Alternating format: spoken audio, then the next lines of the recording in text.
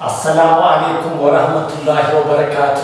ውድ አዲስ ፊዚዮቴራፒ የዩቲዩብ ቻናል ቤተሰቦች ኢዘዲን ጀማል ባላለው በቅዱስ ጴጥሮስ ስፔሻላይዝድ ሆስፒታል የፊዚዮቴራፒ ሐኪም ነኝ።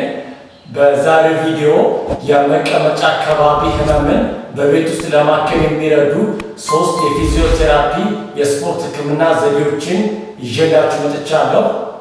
ስፖርቶቹ ከማሳየቴ በፊት ግን ስለዚህ ህመም መንስኤዎች፣ ምልክቶችና ሌሎች ተያያዥ ነገሮች አንዳንድ ነገር ልበላችሁ። ብዙ ጊዜ መቀመጫ አካባቢ ያሉ ጡንቻዎች በሚቆጡበት ጊዜ ልክ እንደ የወገብ ህመም፣ የዳሌ ህመም ወይም የጉልበት ህመም አይነት ምልክቶች ያሳያሉ። እነዚህ መቀመጫ አካባቢ ያሉ ጡንቻዎች እንዲቆጡ ከሚያደርጋቸው ነገሮች መካከል አንደኛው የዲስክ መንሸራተት ወይም ሌሎች የጀርባ አጥንት በሽታ አይነቶች ሊሆኑ ይችላሉ። ሁለተኛ ደግሞ የዳሌ መገጣጠሚያ ህመም ወይም የዳሌ መገጣጠሚያ አጥንት መበላት ወይም መበስበስ ለዚህ ለመቀመጫ ጡንቻ መቆጣት እንደ አንድ መንስኤ ሊሆን ይችላል። ሌላኛው ደግሞ የስራ ሁኔታችን ረጅም ሰዓት መቆም፣ እንደዛ ወይም ደረጃ መውጣት መውረድ፣ ጎንበስ ቀና ማለትም የሚያበዛ ከሆነ እነዚህ የመቀመጫ ጡንቻዎች ሊቆጡና ህመም ሊሰማን ይችላል ማለት ነው። ብዙ ጊዜ ከዚህ ጋር በተያያዘ ፊዚካሊ ከምናያቸው ምልክቶች መካከል አንደኛው ደረጃ ለመውጣት መቸገር ነው። ምክንያቱም እነዚህ መቀመጫ አካባቢ ያሉ ጡንቻዎች ዋና ስራቸው ደረጃ በምንወጣበት ጊዜ የዳሌያችንን አጥንት ከዚህኛው ከእግራችን ዘንግ አጥንት ጋር ባላንስ አድርጎ መያዝ ነው እና በዚህ ጊዜ እነዚህ ጡንቻዎች የተቆጡ ከሆነ ወደ ታፋችን መቀመጫችን አካባቢ ድንገት የመሸቀቅ አይነት ነገር ሊሰማን ይችላል። እንደዚሁም ጎንበስ ቀና ለማለት ከወገባችን እስከ መቀመጫችን አካባቢ ጨምዶ ሊይዘን ይችላል ማለት ነው። በተጨማሪም ደግሞ መቀመጫ አካባቢ ያሉ ጡንቻዎች መሰብሰብ፣ መቆጣት ወይም ደግሞ በእጃችን በምንነካው ጊዜ የማመም ስሜት ይገኙበታል። እነዚህ ናቸው ዋነኞቹ ምልክቶች። ይሄን ያህል ስለ ህመሙ ካልኳችሁ በቤት ውስጥ ይሄንን ጡንቻ ሪሊዝ ለማድረግ ከዚህ ህመም ሪሊፍ ለማድረግ በኤክሰርሳይዝ እንዴት እንደምታክመው 3 ዘዴዎችን አብሬ ያሳያችኋለሁ። አንደኛው የመጀመሪያው ስትሬቺንግ ኤክሰርሳይዝ ለመስራት መጀመሪያ እንደዚህ በጀርባችን እንተኛለን። ሁለቱም እግራችን ልክ እንደዚህ ዘርግተን አንደኛውን እግር በእጃችን እንደዚህ ወደ ኋላ እናጥፋለን። ልክ እንደዚህ ማለት ነው። እስከምንችለው ድረስ ወደ ኋላ እናደርጋለን። ይሄኛውን እግር መዘርጋት አለብን። አሁን ቀኝ ነው የማሳስበው። እዚህ ፖዚሽን ላይ ከ10 እስከ 15 ሴኮንድ ቆያለሁ። 1 2 3 4 5 6 7 8 9 10 ልክ እንደዚሁ በግራ ሳይድ እንሰራለሁ።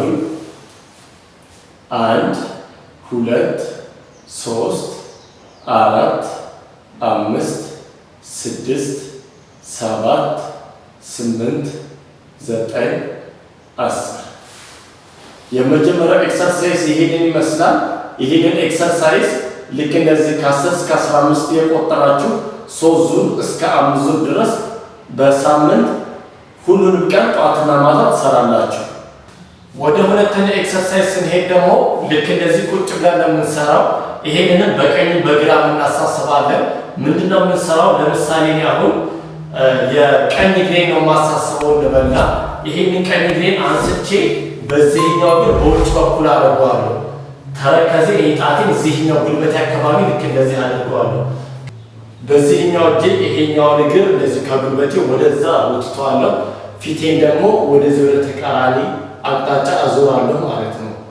እዚህ ፖዚሽን ላይ ከ10 እስከ 15 ሰከንድ እቆያለሁ። 1 2 3 4 5 6 7 8 9 10 በዚህኛውም ሳይድ በግራ ጎኔ ልክ እንደዚህ እሰራለሁ።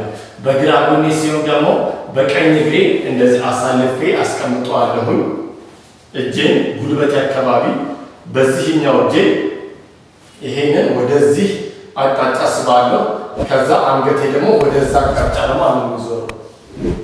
አሁንም እዚህ ፖዚሽን ላይ 10 እስከ 15 እንቆጥራለን። 1 2 3 4 5 6 7 8 9 10 ሁለተኛ ኤክሰርሳይዝ ይሄን ይመስላል ማለት ነው። ሶስተኛው ኤክሰርሳይዝ ለመስራት ደግሞ ልክ እንደዚህ በጉልበታችንና በእጃችን ዳዴ እንደሚልጅ እንሆናለን። ከዛ ምንድነው የምናደርገው? መጀመሪያ ወገባችንን እንደዚህ እናፍታታለን። ወደ ላይ እንደዚህ ወደ ላይ ጉብጥ እናደርጋለን። ወደ ውስጥ ስርጉድ እናደርጋለን። ወደ ላይ ወደ ውስጥ ስርጉድ እናደርጋለን። ከፈለግን አንገታችን ጋር ማድረግ ይቻላል። ይህንን ልክ እንደዚህ ከተለማመዳችሁ በኋላ ይሄንን ወገባችን እንደዚህ ጉብጥ ያለው ልክ እንደዚህ ወደ ውስጥ እንደዚህ ስርጉድ ታደርጉታላችሁ። ልክ እንደዚህ ማለት ወገብ ወደ ውስጥ። ከዚህ ኤክሰርሳይሱ ምንድነው የሚሆነው? እንደዚህ እንዳላችሁ መቀመጫችሁን ተረከዛችሁ ላይ ወደ ኋላ ማስቀመጥ ነው። ስለዚህ አብረን እንስራ። ልክ እንደዚህ ማለት ነው። ወገቤ ልክ እንደዛው ስርጉድ እንዳለ ነው። እዚህ ፖዚሽን ላይ 10 ቆጥራለሁ። 1 2 3 4 5 6 7 8 9 10 ይሄንንም ልክ እንደቀደሙ ሁለት ኤክሰርሳይዝ ከ10 እስከ 15 የቆጠራችሁ ከ3 እስከ 5 ዙር እየደጋገማችሁ ትሰራላችሁ ማለት ነው። እሺ ውድ አዲስ ፊዚዮቴራፒ የዩቲዩብ ቻናል ቤተሰቦች ለዛሬ ይዤላችሁ የመጣሁት ቪዲዮ ይህን ይመስል ነበር። እነዚህ ኤክሰርሳይዝ የዳሌ መገጣጠሚያ አጥንት መበላት ላለባችሁ ሰዎች፣ እንደዚሁም የመቀመጫ የታፋ የእግር ህመም በአጠቃላይ ላለባችሁ ሰዎች ሞክሯቸው፣ አሪፍ ለውጥ ይሰጧችኋል። እነዚህን ኤክሰርሳይዝ ስትሰሩ ህመሙን የሚያባብስባችሁ ከሆነ ኤክሰርሳይሱን ማቆም ወይም ቀስ ብላችሁ ሬንጁን በመቀነስ መስራት ትችላላችሁ። ቪዲዮን ከወደዳችሁትና ከተመቻችሁ ላይክ አድርጉት።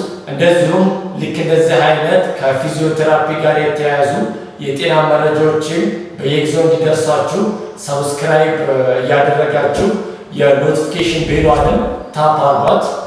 እንደዚሁም ይሄ ቪዲዮ ለሌሎች ሰዎች ሊጠቅም ስለሚችል ሼር ማድረጋችሁ እንዳትረሱ። እኔ እዚህ ጋር ጨርሻለሁ። በሌላ ቪዲዮ እስክንገናኝ ድረስ ሰላም ቆዩልኝ። ቻው።